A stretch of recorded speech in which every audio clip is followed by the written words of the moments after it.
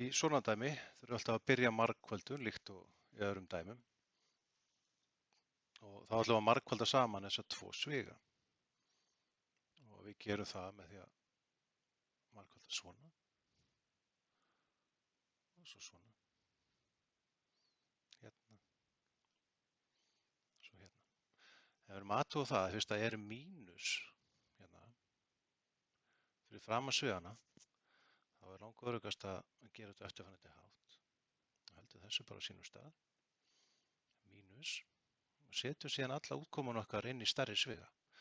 Við byrjum á að margfalda þetta og fáum það fyrst a í öðru, plús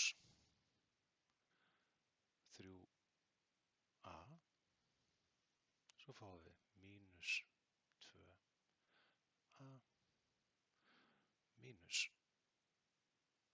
6, og þetta er þá svona. Og nú getum við reyni einfalda aðeins í svigunum áður.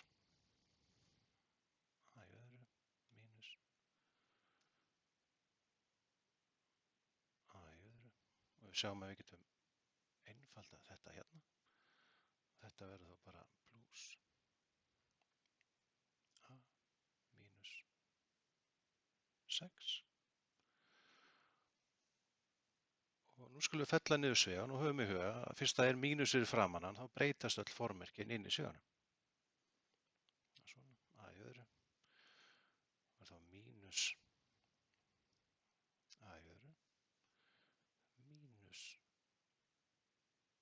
a plús 6.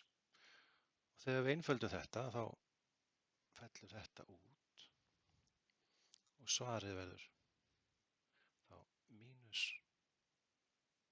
a plús 6 lokasvar.